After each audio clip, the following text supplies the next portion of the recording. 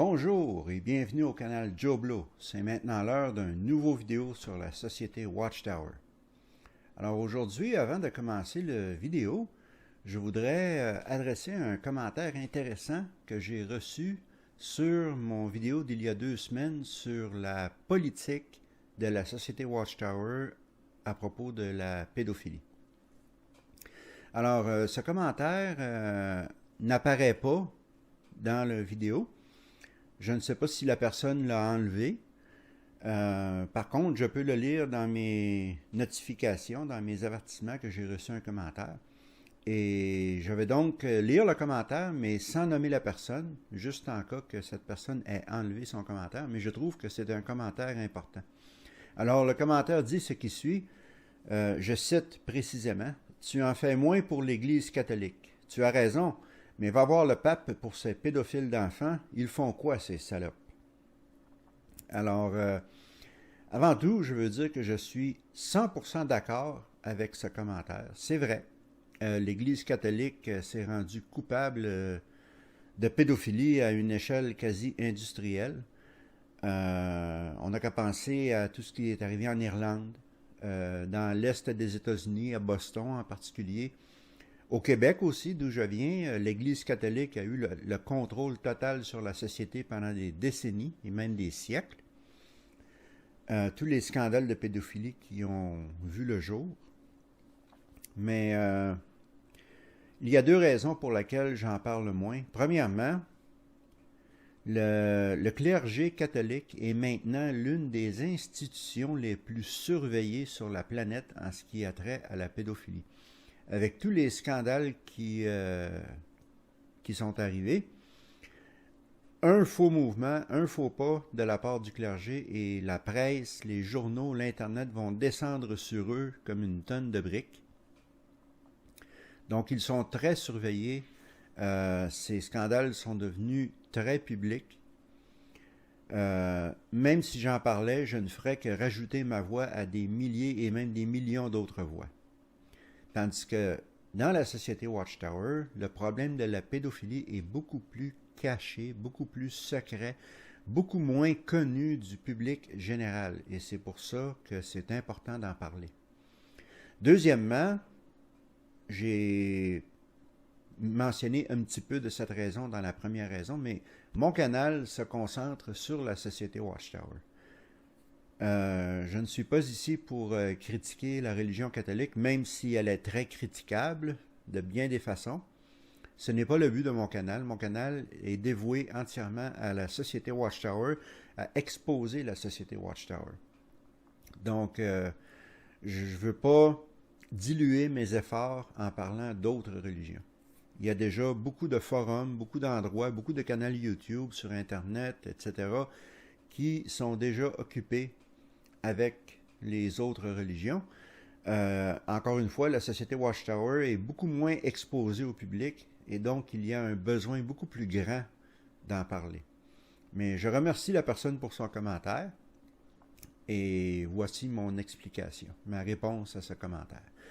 Alors, on va procéder avec la vidéo d'aujourd'hui.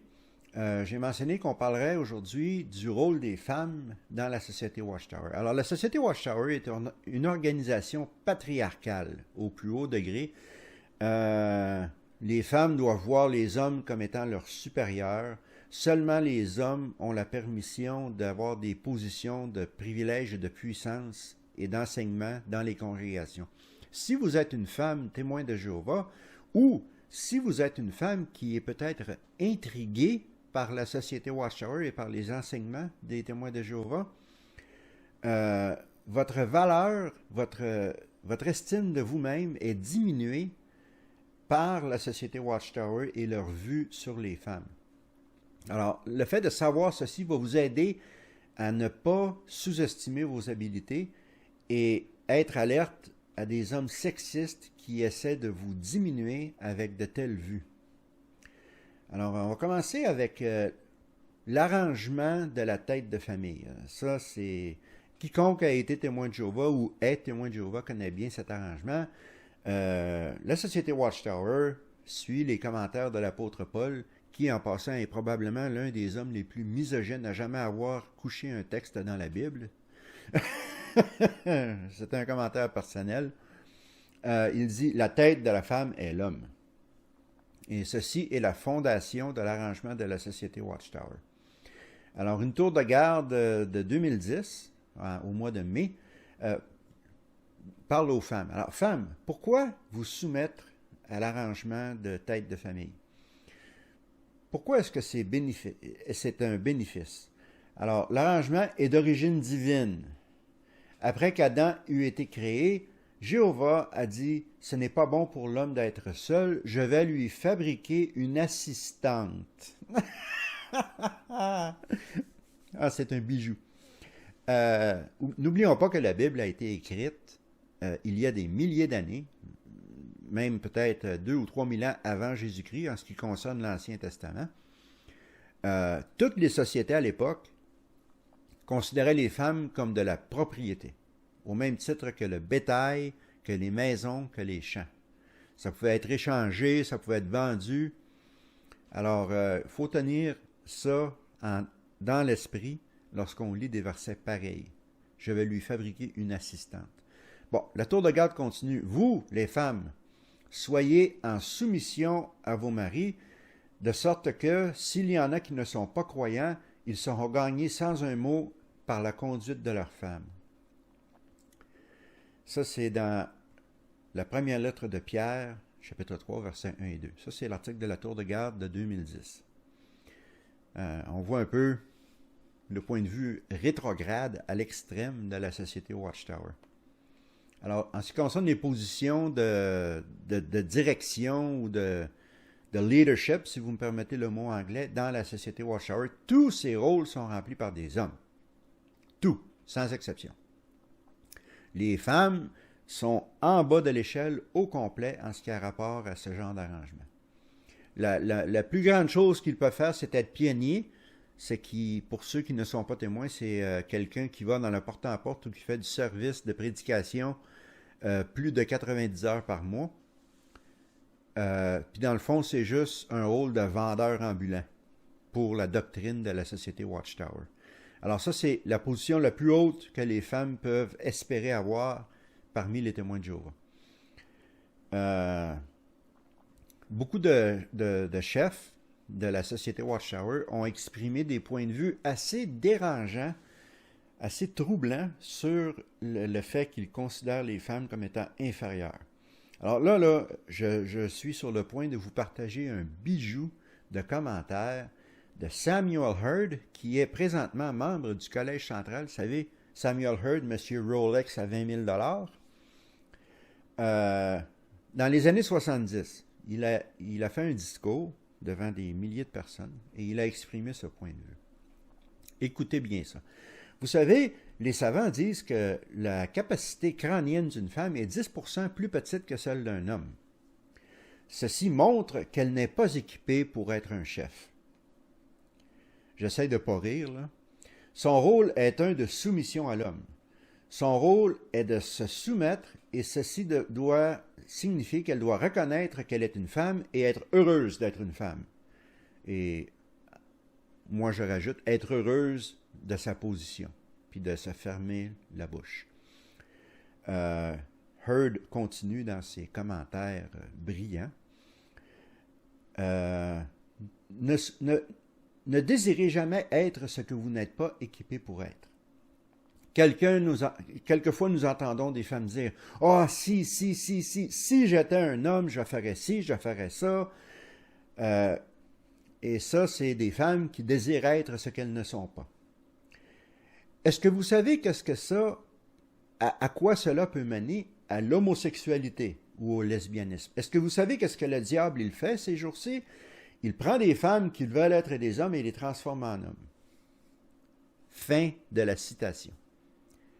Ça, c'est Samuel Hurd, qui, oui, a fait ses commentaires dans les années 70, en plein mouvement de libération de la femme. Soit dit en passant, la société Watchtower devait avoir les quételles. Et il a fait ses commentaires avant d'être membre du Collège central. Mais si Samuel Hurd pensait ces choses à cette époque, il y a fort à parier qu'il pense encore les mêmes choses aujourd'hui alors qu'il est membre du Collège central. Ça, un tigre ne peut pas changer les lignes de son manteau de fourrure. Hein? Il pense pareil. C'est vraiment dérangeant, c'est troublant qu'un membre du Collège central ait des opinions aussi sexistes.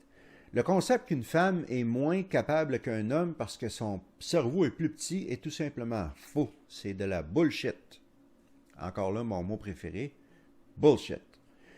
On n'empêche pas les frères qui ont des petites têtes de devenir anciens. Il y a une étude qui a été faite en 2017, une étude sur 500 000 personnes, hommes et femmes. Et puis, les femmes ont certaines parties du cerveau qui sont plus développées que celles des hommes. Les hommes ont certaines parties du cerveau qui sont plus développées que celles des femmes. C'est les différences normales entre les sexes. Ça ne veut pas dire que les femmes ou les hommes sont plus intelligents que l'autre. C'est juste des différences. En fait, les résultats de quotient intellectuel parmi les enfants qui ont les meilleures notes dans les écoles en général, c'est à peu près équivalent garçons et filles. Alors, ces idées-là, rétrogrades, que les femmes ont un plus petit cerveau, donc sont moins capables que les hommes, c'est complètement ridicule. Mais, chose qui est encore plus troublante dans les commentaires de Sam Hurd, c'est de faire un lien entre une femme libérée et l'homosexualité. C'est vraiment... Puis n'oublions pas que les témoins de Jéhovah et la société Watchtower considèrent que les homosexuels et lesbiennes sont dignes de la destruction lors d'Armageddon. C'est une comparaison qui est offensive sur beaucoup de niveaux, puis qui est faite pour écraser les femmes capables qui seraient prêtes à utiliser leur talent. En ce qui concerne l'enseignement, les femmes n'offrent aucun enseignement dans les salles du royaume. Seulement les frères vont donner des discours, vont mener l'étude de la tour de garde, etc. Dans le Réveillez-vous de 2010, regardez les dates, là, on parle de 2010, on ne parle pas de 1930. Là.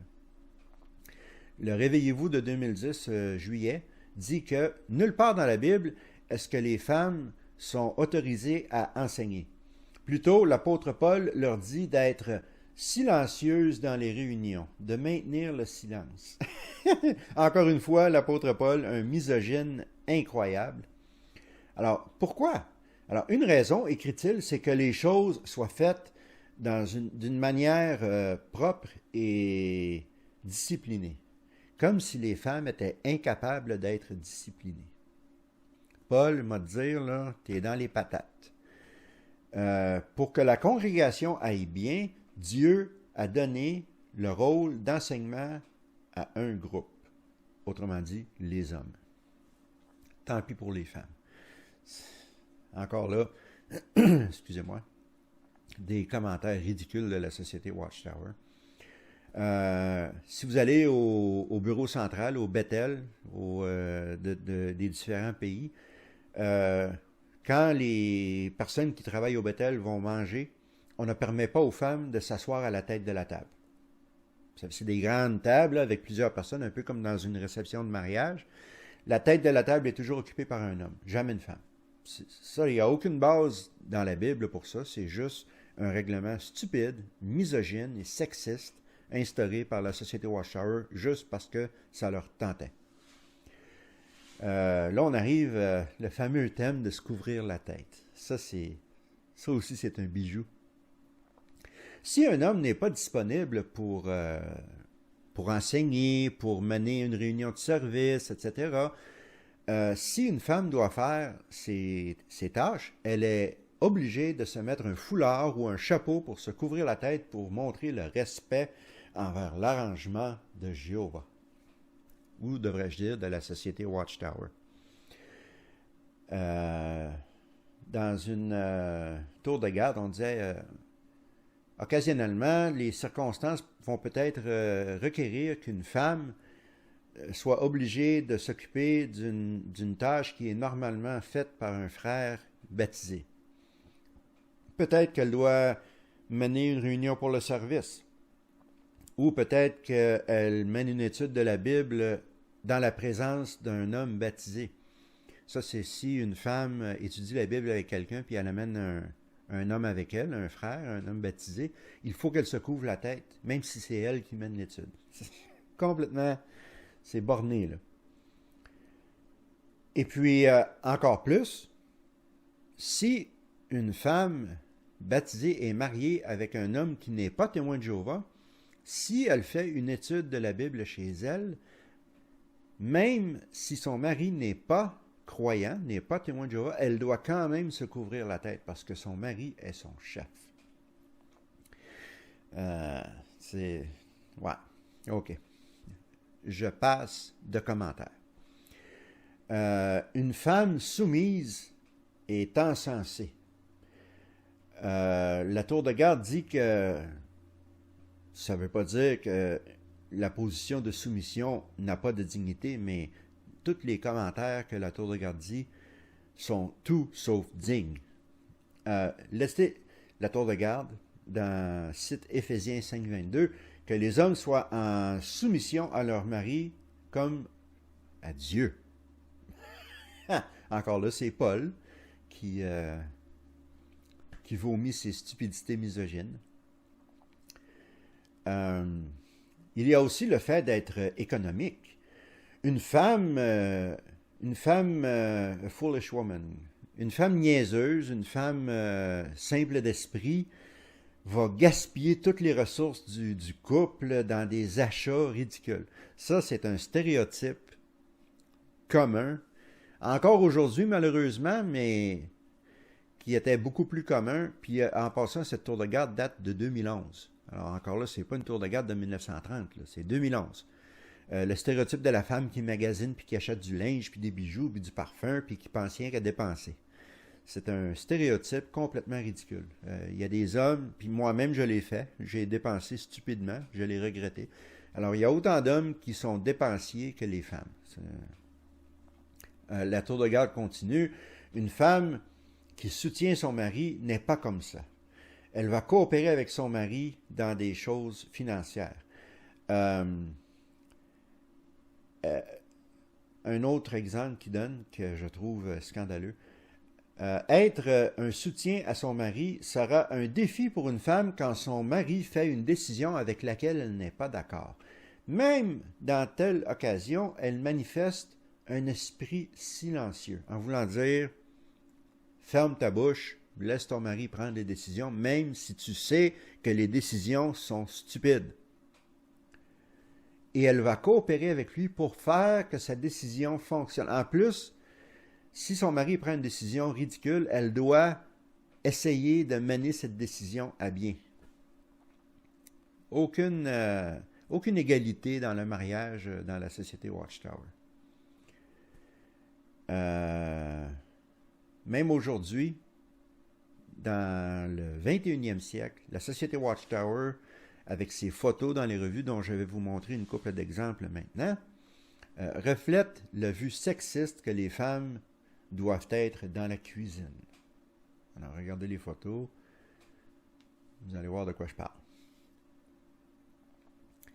Alors, les conséquences de cette politique. Alors, moi-même, j'ai souvent entendu des sœurs, des femmes témoins de Jéhovah dire moi, je suis bien heureuse comme ça, j'aime ça, pas avoir le même travail que mon mari, qui est ancien, par exemple, avec toute la préparation de discours, préparation d'études de tour de garde, comité judiciaire, blablabla.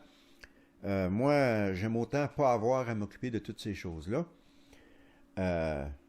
Puis on pourrait peut-être penser que OK, s'ils sont heureuses là-dedans, c'est pas si une grosse affaire que ça que la société Watchtower dise que les femmes doivent être soumises aux hommes, mais les conséquences peuvent être tragiques.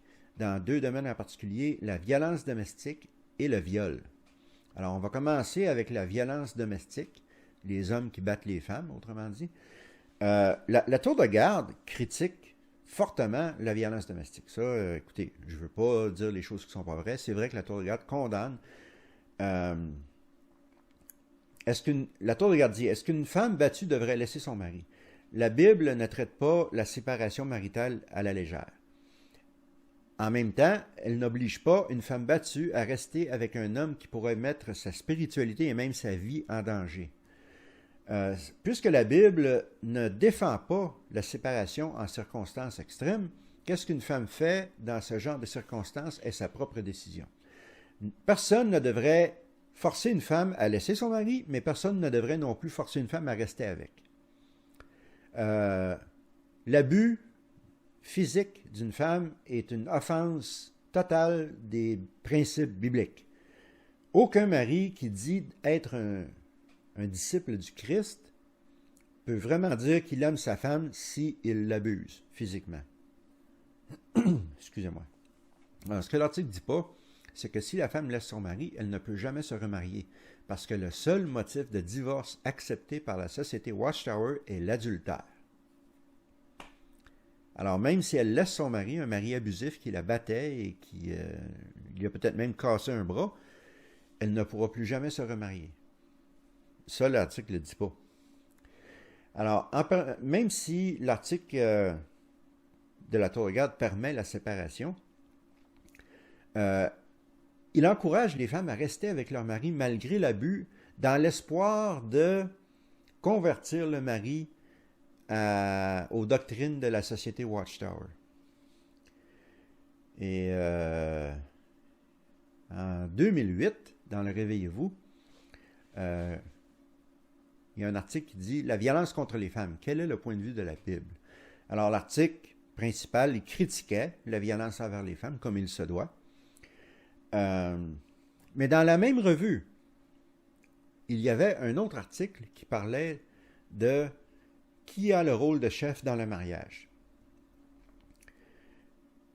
Puis l'article donnait l'exemple d'Abraham puis Sarah, que Sarah était soumise à son mari, mais on va penser un peu à l'histoire d'Abraham puis Sarah. Sarah ne pouvait pas avoir d'enfant, elle a donc donné sa servante à Abraham pour qu'elle tombe enceinte et qu'Abraham puisse avoir un fils.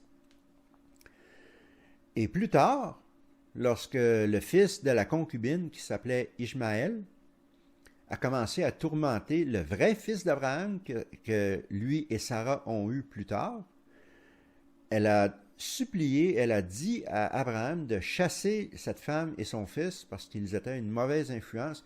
Il ne l'a pas écouté pendant des décennies. Alors, Abraham a ignoré sa femme, comme tout bon mari qui pense que la femme doit être soumise. Une femme, là l'article du Réveillez-vous dit qu'une femme peut donner des bonnes informations et contribuer à une décision, mais la décision finale appartient à l'homme, car il est le chef de la famille.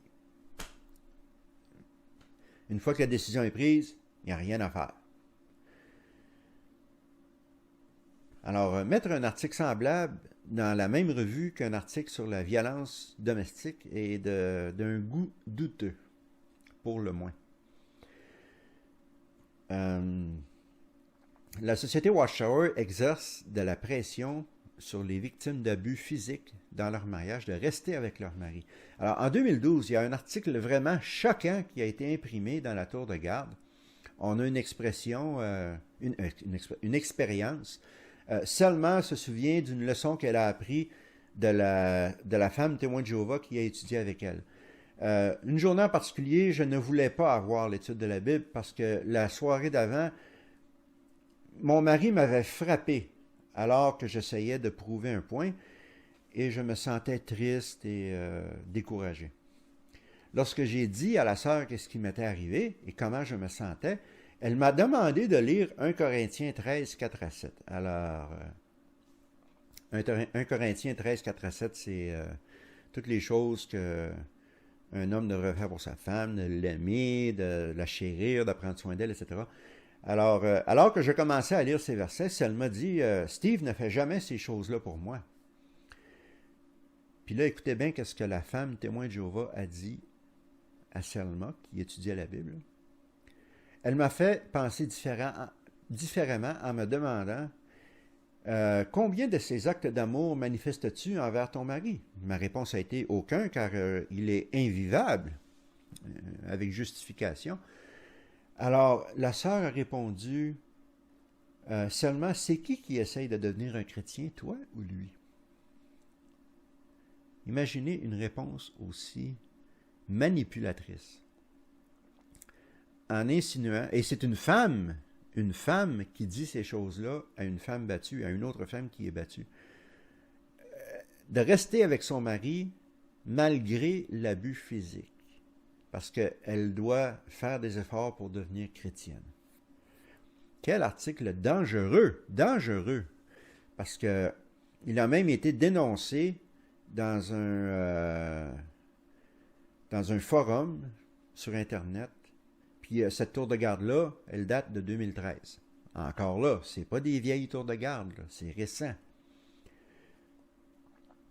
Alors, au lieu de prendre de telles critiques à cœur, la société Watchtower, en 2018, aussi récemment que 2018, a encouragé les femmes à rester avec leur mari abusif sur la possibilité que leur mari non-croyant puisse devenir un témoin de Jéhovah.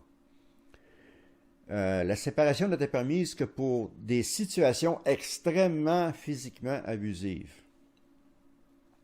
Et les femmes qui demeuraient avec leur mari, malgré cela, étaient décrites comme des chrétiennes loyales. Ceci sont des conseils extrêmement dangereux. Ça peut résulter dans la mort ou les blessures graves. Et pourtant, la société Watchtower continue de recommander une telle action. La société Watchtower et la tour de garde en particulier dit conseille contre la séparation parce que ça va amener des défis. Que fera-t-elle de ses besoins matériels et sexuels? Et la solitude? Écoutez, là, c'est pas un robot, c'est une personne. Elle est capable de travailler. Elle est capable de subvenir à ses propres besoins matériels. En ce qui concerne ses besoins sexuels, ce n'est pas de vos oignons, Watchtower. Ce n'est pas de vos affaires. Mêlez-vous de vos affaires. L'article continue. Est-ce qu'il y a des enfants dans le mariage? Est-ce qu'un divorce rendrait la chose plus difficile de les élever dans la vérité ou dans ce qu'eux appellent la vérité, dans la doctrine de la société Watchtower? Alors là, ils sont plus inquiets que la femme commette l'immoralité, l'adultère, autrement dit, et que les enfants ne deviennent pas témoins de Jéhovah. Et qu'est-ce qu'ils font de l'état psychologique, physique et mental de la femme? Ça, c'est pas grave. Scandaleux, scandaleux, vraiment, là. Un autre point que l'article, qui est bon de noter sur l'article, c'est que la société Watchtower dépeint l'homme abusif comme étant un non-croyant.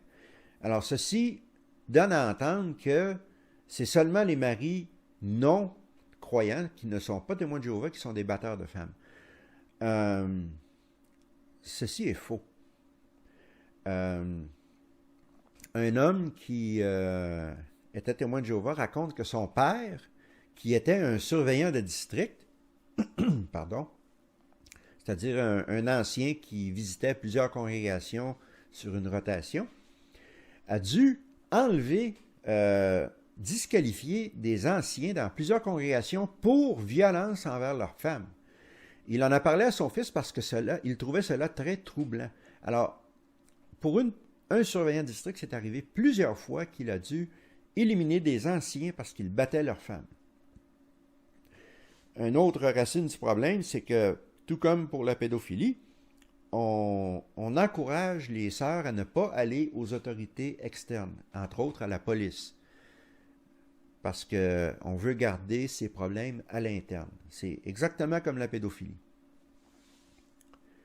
Alors, des enseignements misogynes sur la gestion de la famille encouragent la violence domestique.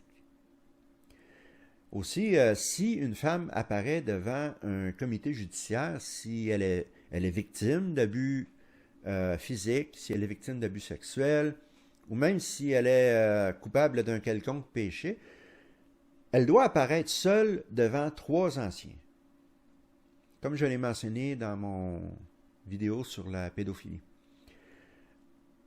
Si on parle de quelque chose de sexuel, les anciens vont demander des questions extrêmement personnelles et intimes. Et beaucoup de femmes ont relaté plus tard à quel point elles étaient dégoûtées par toute cette procédure.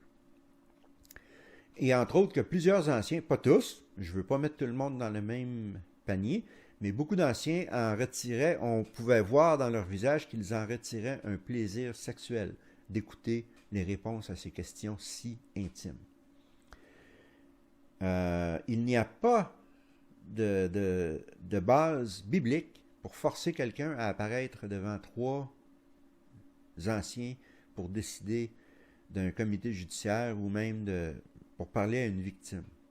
C'est complètement à côté de la Bible. Ça, c'est une invention de la société Watchtower pure et simple. Ça, c'était pour la violence domestique. Là, on passe au viol.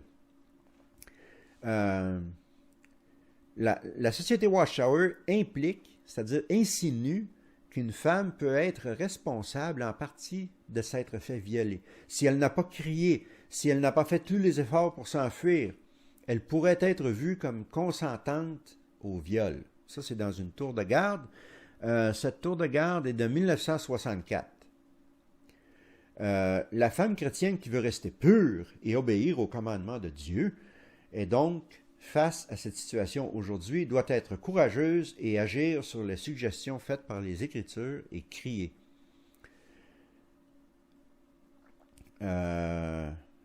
Tour de garde un peu vieille, 64. Là, on passe à 74. Une tour de garde de 74. Si elle n'a pas crié, elle ruinerait sa relation avec Jéhovah et la congrégation chrétienne.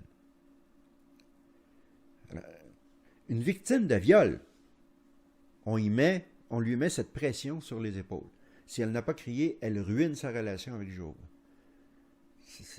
C'est aberrant. Je dirais que c'est malade mental. C'est fou, là.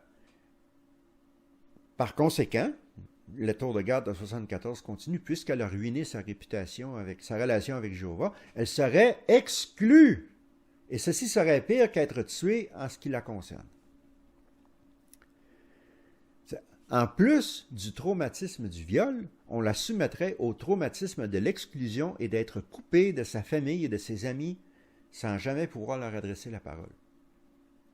Bravo, Société Watchtower! Vous êtes incroyablement stupides. Là, on passe à une tour de garde de 1980, un petit peu plus récente. Une femme chrétienne est sous obligation de résister, car l'obéissance à la loi de Dieu de s'enfuir de la fornication est impliquée. Alors, la société Watchtower compare ici un viol non consentant à un acte sexuel consentant. La société Watchtower met ces deux choses dans le même barème. Complètement déconnecté de la réalité. Tour de garde, c'est-à-dire réveillez-vous de 86. Pourquoi vous devriez résister à un violeur à partir du premier moment? Votre conscience sera claire. Même si vous êtes violé, vous ne sacrifierez pas votre respect et votre propreté devant Dieu. Bullshit! On s'en fout! Une femme qui vient de se faire violer, sa dernière préoccupation devrait être sa relation avec Dieu. C'est le traumatisme de l'acte. C'est vraiment, là, c'est fâchant de lire des pareilles sornettes. Et pourtant, la société Watchtower elle-même reconnaît que beaucoup de femmes, lorsqu'ils sont soumises à un viol, elles sont tellement terrifiées qu'elles gèlent. Elles ne peuvent pas bouger, elles ne peuvent pas crier. Elles sont comme un animal qui est pris dans les lumières d'une voiture lorsque vous allez sur la route la nuit. Ça vous est peut-être arrivé. Un chevreuil qui traverse la route, il voit les lumières de l'automobile et il est complètement figé. Beaucoup de femmes réagissent comme cela devant la terreur d'être violées. elles ne sont pas équipées pour crier ou se débattre. Il y en a qui le font, il y en a qui crient, il y en a qui se débattent, mais il y a beaucoup de femmes aussi qui demeurent. Ça dépend de chaque personne. On ne sait jamais comment est-ce qu'on va réagir devant une telle situation aussi terrifiante. Alors, comme si le traumatisme et les effets permanents d'un viol n'étaient pas assez à endurer, la société Watchtower en rajoute avec sa culpabilité et la possibilité d'être exclu à cause que tu n'as pas assez résisté au violeur. Une femme ne devrait jamais être blâmée pour son viol. Qu'elle ait crié ou non, on s'en fout. Le coupable, c'est le violeur. Point. La tour de garde de 84, pardon, le Réveillez-vous de 1984. Écoutez bien, ça c'est un autre bijou vraiment spectaculairement stupide et scandaleux. Traitez-le avec respect. La victime devrait se souvenir que le violeur est un être humain. Ça, j'en doute, là, en tout cas. Sans doute, il y a des circonstances dans sa vie qui l'ont mené à un tel acte. Donc, même si une femme ne devrait pas avoir peur et permettre à un violeur de l'intimider, en même temps, elle devrait le traiter avec compréhension comme étant un être humain comme elle. Je ne suis pas une femme, ok? Mais donc je ne peux pas imaginer comment je me sentirais si un violeur, excusez-moi, si un violeur était sur le point de me violer. Je savais qu'il était sur le point de me violer, mais une chose que je sais, c'est que la dernière chose qui me viendrait à l'esprit, c'est de le traiter avec respect comme étant un autre être humain. Non, ça c'est... Désolé, pardon, j'ai un petit peu mal à la gorge aujourd'hui. Ça serait vraiment la dernière chose qui me viendrait à l'esprit. D'ailleurs, un violeur ne mérite aucun respect. Dans mon livre à moi, c'est impardonnable. Alors, en 93, finalement, la société Watchtower, ironiquement, dans la revue Réveillez-vous, ils se sont réveillés.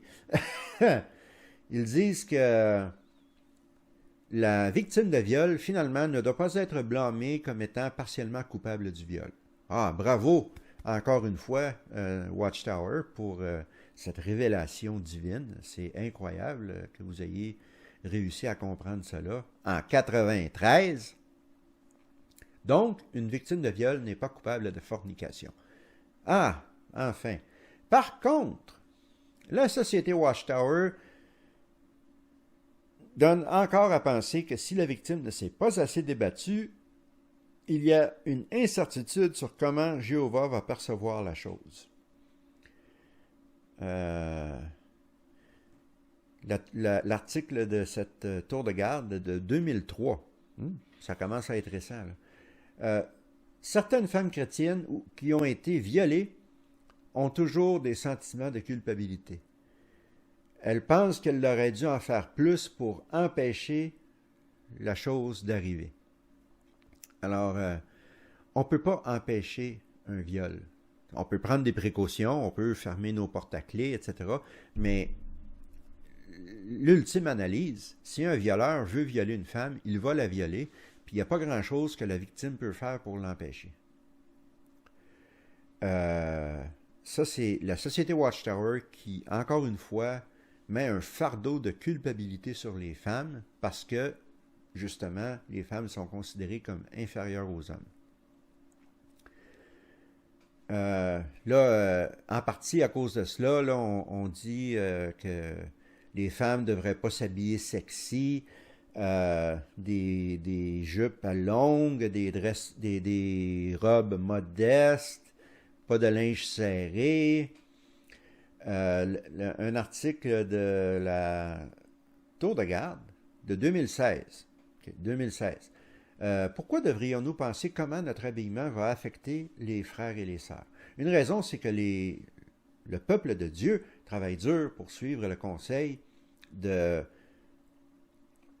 amortir les désirs de la chair qui ont rapport à l'immoralité sexuelle, à l'impropreté, à la passion sexuelle sans contrôle. Quelques-uns des frères et sœurs ont abandonné une vie immorale sexuellement, mais ils sont encore en train de se battre contre ces mauvais désirs. Comme, encore là, la société Watchtower, tout ce qui a rapport au sexe, c'est tabou, c'est mauvais, c'est impur. Un autre point de vue rétrograde. Mais en tout cas, l'article continue. Si nous ne faisons pas attention, la façon dont nous nous habillons rendra la tâche encore plus difficile pour ses frères et sœurs. Et puisque le linge sexy est un facteur dans certains viols, il est sage de s'habiller modestement.